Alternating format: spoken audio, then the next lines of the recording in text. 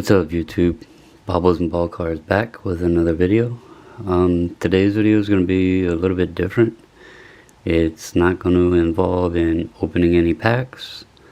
My last video I showed the SGC grading submission I got back.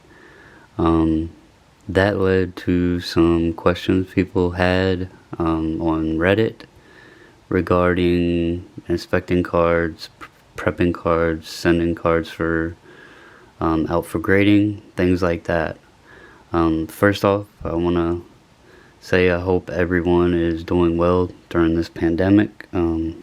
Hopefully things will start looking up for us here soon. Hopefully everybody is able to stay safe and inside, and with that I know it can be boring, and you know, maybe this can kill a few minutes for you and maybe you can learn a few things. I am not a professional, so this is strictly just to show products I use, techniques I use. You can maybe learn something from me and something from somebody else. Everybody has their own way of doing things. There's no right way, I guess you could say. I don't want to say, well, so-and-so showed this in their video and it's wrong, and another person showed this in their video and that's wrong, and this is the way you should do it. We all have our own ways of what we feel comfortable with, or financially products that we prefer over another, maybe due to price or, whatever. There's no right or wrong way. It's basically same with choosing a grading company. It's all opinion. We each have our reasonings for who we use, and we all have our opinions and experiences with them. So anyway, what I have here on the table that looks like a huge mess is the main supplies that I use for whether storing my cards or when I send them in to be graded, or as I have my big stash behind me that's ready and waiting to be sent in for graded, because I only send in, pretty much I'm going to do like I did on the last video, about 100 to 125 at a time. So anyway, with that, I'm going to start off. As far as storing cards or protecting cards, what I suggest is when you're opening packs, know what you're looking to hold as you're opening the packs. Know what players that you potentially want to send off to grade or want to set back that you feel might have some value in the future. And as you're opening the packs, take the cards straight from the pack. I use the thick card sleeves for putting cards that I'm going to grade into. The reason for this is I know a lot of people get worried when they're putting them into the penny sleeve. With the thick card sleeves, they're much wider and they can open more. So when you put the card in, you have much more room and less worry of catching the corner on the edge. I know some people like to cut the corners. Some people go opposite direction, but with these I have found they're much easier to just slide right in. Also with that, your card savers are wide, so you can use the thick ones. These don't fit into top loaders very well because they are wider, but for your card savers they fit just fine. So that's my advice. Number one, use the thick card sleeves for anything you're going to grade. I use regular, just Ultra Pro or whatever. I buy them on Amazon normally in about 200 at a time or whatever, and they come with these here, these sleeves. I found that's the cheapest way to get both. I know that I have a whole box under here of supplies that I use. These are for more standard cards. Some people like to use a slightly larger or thicker top loader for doing like chrome cards and stuff. I want to say it's 55 point that people suggest a lot on, especially like on Bowman Chrome and stuff. I haven't had any problems with these. I think these fit just fine. They're not tight. They're in a penny sleeve anyway, so you're not risking the surface being touched. Anyway, these are what I use for cards that I pull that I don't plan to send them for grading, or like if I'm selling a card raw and I ship it out, I'll use these here. Otherwise, anything when I'm opening, it goes straight to a thick card sleeve and an Ultra Pro submission holder or a Card Saver 1. That's why I actually have both of these boxes back here. These both work great. The Card Saver 1s actually feel a little bit better to me than the Ultra Pros. I've used both, obviously. I ordered these off Amazon. These I picked up at my local card shop because they don't carry the Card Savers. So it's kind of just whatever I have available if I'm out or if I have time to wait for Amazon. If the shop has a sale on these, then I'll pick these up. Either one's fine. Literally, they're just going to get thrown in the trash anyway when they get sent to be graded. Now, I'll go ahead and show on this one since I have it out of a Card Saver.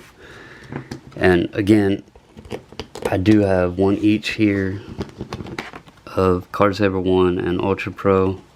You see them on the top. These feel a little more pliable than these.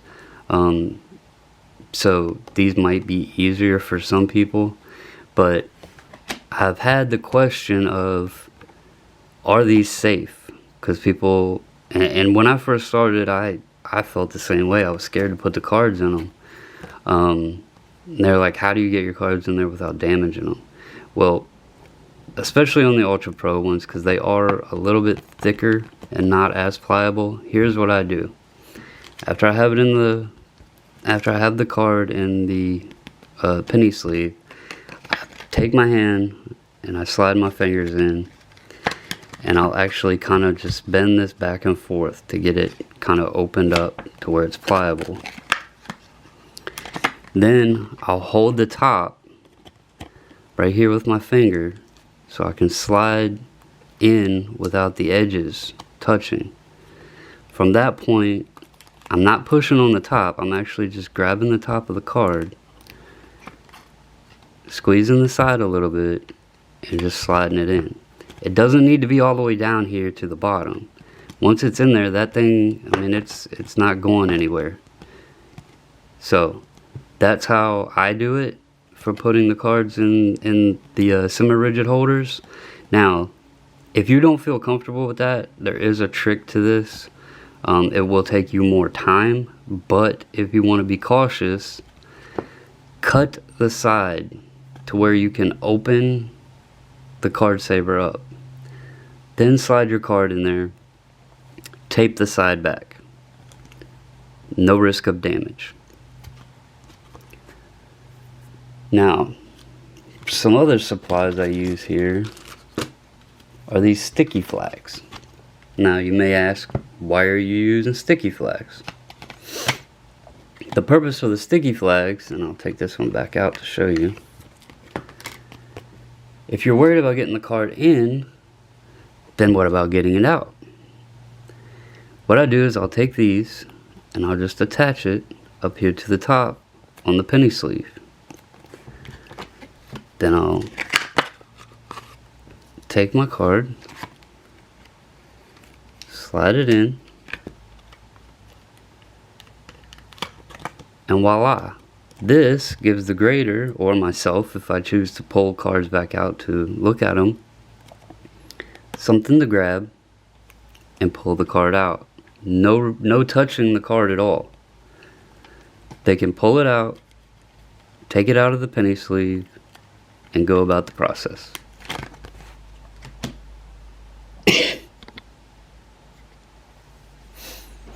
Okay, next up. Let's see here. Cleaning cards or inspecting cards. Now, there's people out there, and it's their preference or whatever, that they feel the need to wax cards. Why would you need to wax this? To make it shinier? I mean, I don't know if you can see, but it's pretty shiny to begin with. It's fine to take a microfiber cloth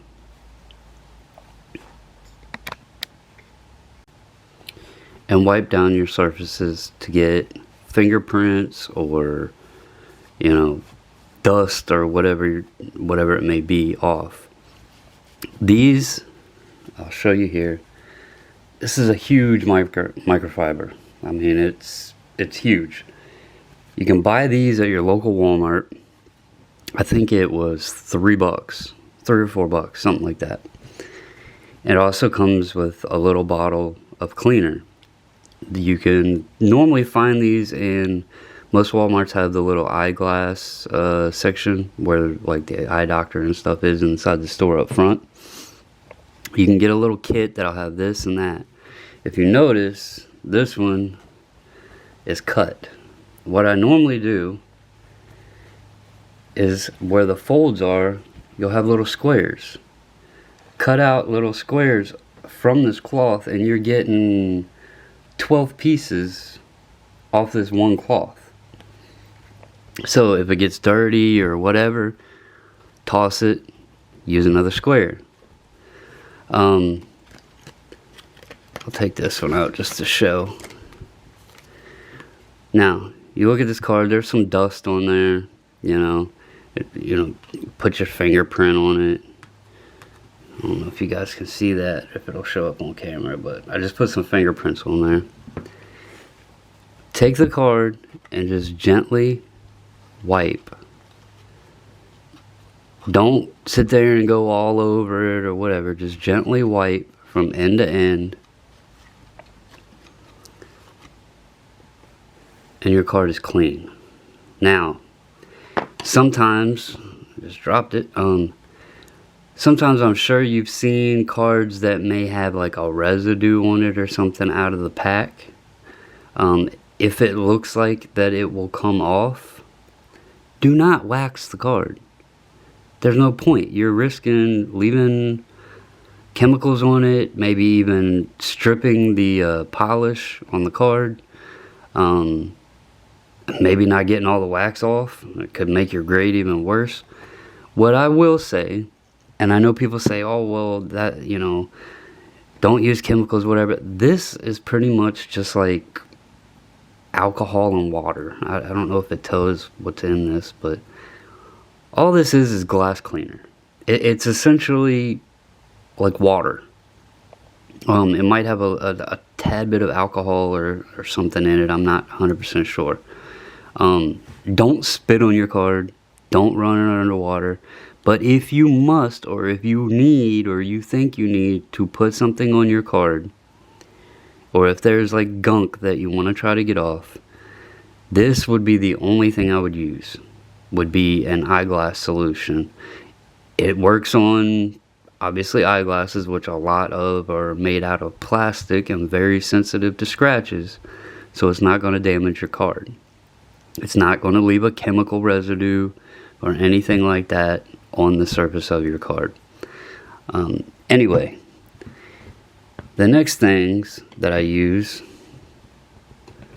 obviously, a magnifying glass.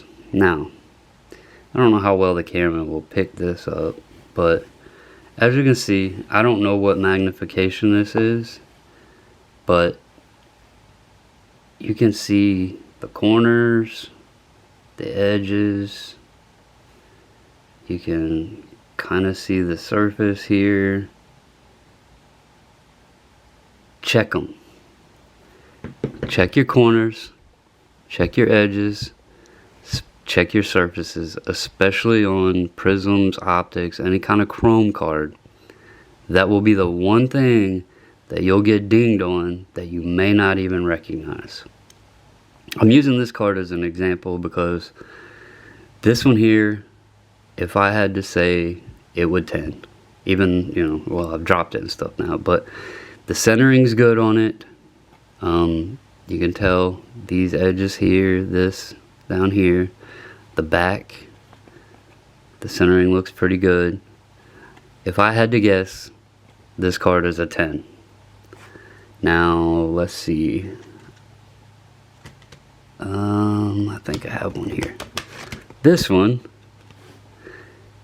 looks pretty close, and you may not be able to tell on camera, but if I had to guess, this one would not 10. Maybe with some companies it would slide through as a 10, but I can tell right away that this side up here is wider. This down here, my dots are off. It's more to this side. It's not much, but when I look for what cards, and if you noticed in my last submission, I had a lot of 10s. I didn't inspect those cards that well, because like I said, when I open packs, I put any card just straight into one of these, and then when I go to submit, I'll pull out players, or, you know, like here's an example. This is all Cam Reddish Prism base cards. I mean, I don't even know how many's here. I would guess 15 to 20. I have a couple other over here, but I'll pull out ones, and that's when I should be inspecting them. I didn't do that very well on my last order. I just glanced at, you know, like that there. Said, okay, I'm gonna send this one, this one, this one, and that's where I messed up. That's where some of the cards that didn't 10, they didn't deserve a 10. I didn't look at them good enough. So anyway, check your cards over. If the magnifying glass doesn't work well enough for you, this is a wonderful tool. These are like $8 or $9 on Amazon. You get 2 of them. They have really high, I think it's 30 and 60. This is a 60 times zoom. This is a 30 times zoom. I think this magnifying glass is a 10 and 15 or something like that. So, you know, you got multiple options here. If there's something like on the corner, let me see if that'll pick up. These things are hard to get on the camera, but yeah, I don't know if it'll. Yeah, it's not gonna let me do it that way. Anyway, you know, check your corners real good. If there's something, oh, you can't tell, you know, with just a regular magnifying glass, check your corners real good. This is great for checking the surface. There's scratches, like, sometimes you cannot see a scratch, like, just looking at it in the light. But if you put the magnifying glass, you can see it clearly. The nice thing with these are too, you know, I have pretty good lighting here in my room, but these have these really bright LED lights. So when you're checking the cards over, you got like direct LED light right there, and it actually has a light for either magnification. That way you have the direct light for what you're trying to look at. So another suggestion I would definitely recommend, $8 or $9 on Amazon. You get 2 of these. You can't beat it for the price. Let's see. I'm gonna actually take some from my last submission here of copies, just so you can see. These are all 10s. Okay. Now, this is a 9. This card here, I can look this over and I don't see any imperfections on it. This one, I showed it in my video, up here along the top, this edge is really rough.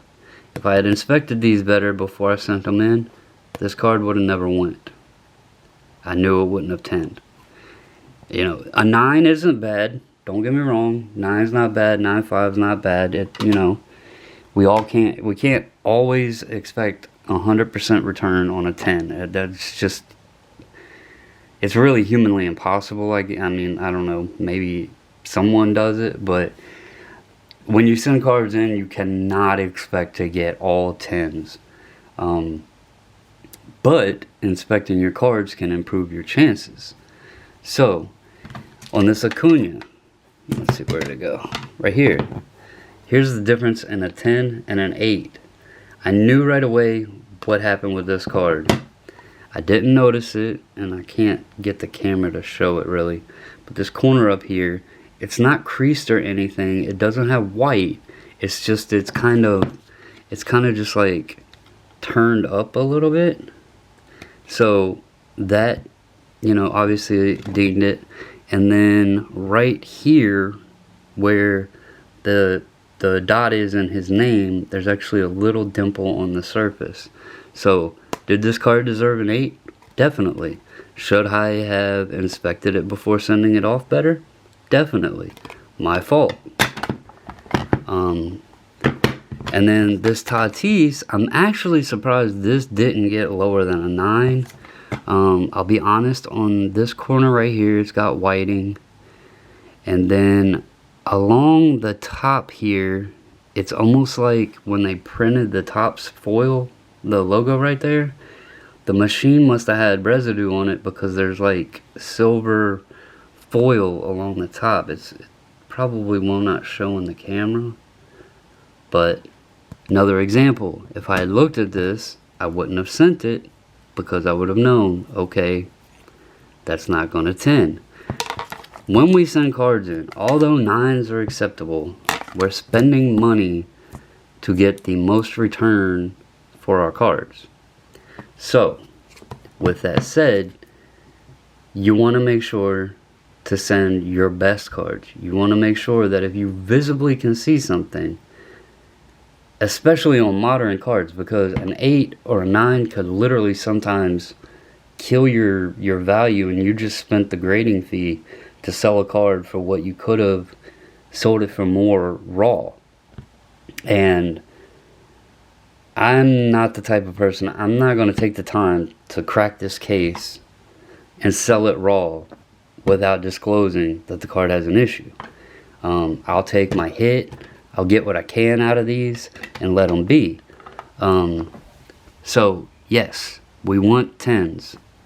That's the whole purpose in grading. If it's a PC card or something, fine, you know, that's perfectly okay just to have them protected, and you know, you're not looking for a return value.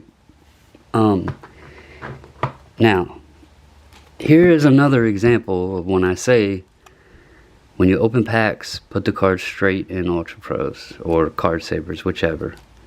This is all Keston Hiura. There is right around 30 of his update rookies. These were pack pulled and put into these as me and my wife open packs. I will be sending some of him in my next submission. Paper cards are a little more tricky. I don't advise wiping them. Some people may, but I do not do that. Main things on these, take the card, you know, I'll take these, pick whichever one or how many ever I want to send, and take some. I'll take them back out of the Ultra Pro, the saver. I'll look over the corners, you know, front and back. I'll look over the surface, make sure there's no defects. Check the edges, make sure there's no chipping or anything. Centering on non-bordered cards, you know, I honestly do not know what they would consider centering on this. So that, you know, that'll be something I'll do with these. But anything that I plan to grade goes straight in here. It could come out of the pack dinged, but it still goes straight in here, because that way I know what my inventory is, and I know that I need to check them over. There was one thing that I forgot to show that I actually use. There is an item online, I can't remember what it's called at the moment, but it's basically a little tool that somebody made that you can put on the card and check the centering.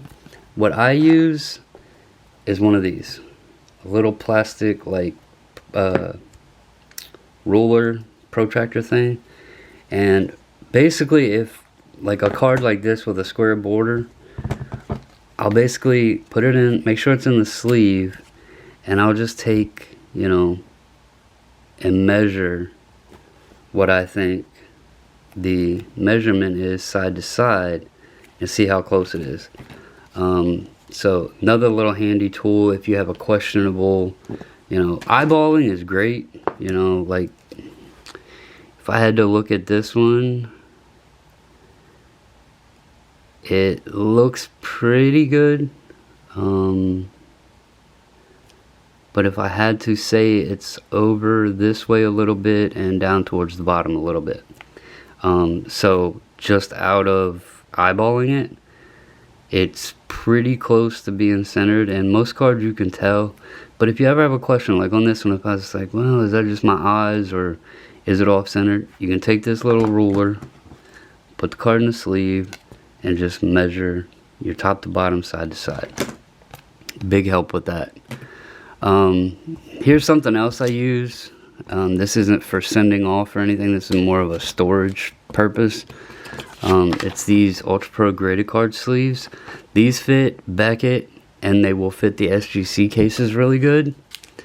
I do not recommend them for PSA, even though it says PSA. Hang on, I'll get one and show you why. Let's see if I have one laying around here.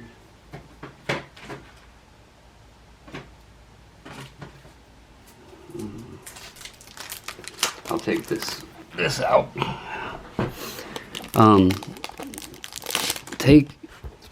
If you put these in the PSA, well, actually, if you look, the top is like not even big enough. So I do not recommend these for PSA cases, even though it says fits PSA, Beckett, quarter-inch screw downs, and more. I buy a special sleeve for PSA cases that fits them really, really snug, and I don't have all that excess.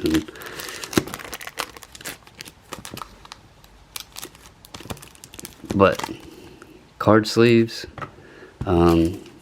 these fit the SGC cases really well. So anyway, I may do more parts to this, you know, showing more, or if there's more questions or anything as far as, I don't know, submitting, or I don't want to give advice on players. That's just not my thing, because I'm not Nostradamus. I don't know if a guy's going to blow his knee out. I don't know if a guy's going to start putting up 60 points a night in basketball, you know, every night. I can't predict the future. I collect or save back, you know, obviously I have a bunch of Cam Reddish. You know, I'll save those back, and you know, he's one that I think has some potential growth and value. Tatis, Hero, you know, but I'm not going to throw names out and say, hey guys, you know, keep an eye out on Joe Schmo. He's going to have a big turn in the market. I'm not going to say that. This hobby is about having fun. Yeah, it's turned into a market that you can financially make, you know, a little bit of money. I'm not living off of what I make on selling. It's more I invest that back in, you know, the example of this, I sold a couple Zions, and I bought this LeBron and an Alex Ovechkin Young Gun with the money I made off the Zions, and I made a pretty good return so far because I wanted this card to keep. You know, I had it when I was younger, and no longer had it, so I wanted another one. Paid $225 on it, and you know, middle of February, and now it's 400 or 500 bucks, whatever. But that wasn't my intent when I purchased that. The hobby's about having fun, guys. You can listen to anyone you'd like to tell you who to buy, but at the end of the day, if you're not having fun with it, then there's really no point in even doing it. Unless you're planning on making this a full-time job, which the only way I could see that ever being 100% profitable is selling unopened product and having a distributor send you massive quantities of boxes that you sell in a shop or something like that. But as far as collecting cards and selling cards, just have fun with it. The grading side of it, it's fun because it's another added bonus. When you open a pack, you don't know who's in it. You get a guy out of it, and then you take the extra step in sending it off and getting graded. Well, you don't know if you're going to get a 10 or if you're going to get a 9 or an 8, you know. So it's just an added part of the hobby that makes it fun, makes it enjoyable. Don't go outside of your financial capabilities. Don't, get yourself in a hole.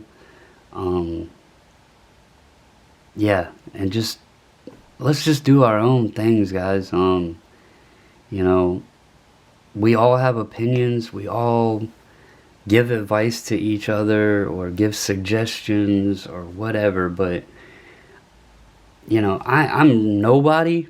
I'm just someone that's sitting at home right now due to a pandemic that's trying to have fun in the card hobby, and just maybe giving some advice to someone who is new to it all or has never graded before, or has gotten into a conversation with me on Reddit and said, hey man, how do you do this?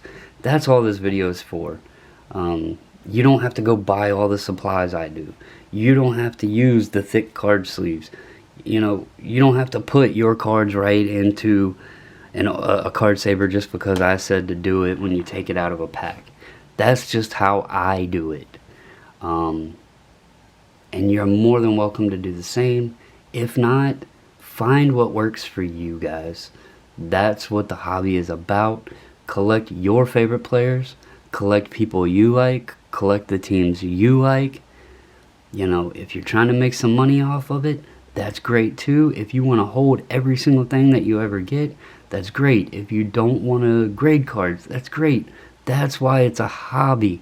We're all individuals, and as long as we still, as long as we're having fun, supporting each other, having conversations with strangers upon strangers about one common interest, nobody is right or wrong in these situations. So with that, guys, I'm going to end this video. I feel like I might be rambling on a little bit. Again, I hope this helped, people that may have questions.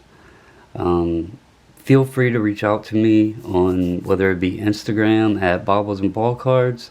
You can comment on the video below if you got any questions. I'm also on Reddit. My username is BLENats, N-A-T-S. Always love talking the hobby with people. Love trying to help people out if I'm able to. And that's what makes this all fun, guys. But anyway, thanks for watching. If you liked the video, please give it a thumbs up. If you haven't already, I would really appreciate you subscribing. I'll try to, answer as much questions, put out more videos that may be helpful or entertaining. But most importantly, guys, stay safe. We all do our part. Maybe we can beat this virus. But anyway, until the next video, I'm out.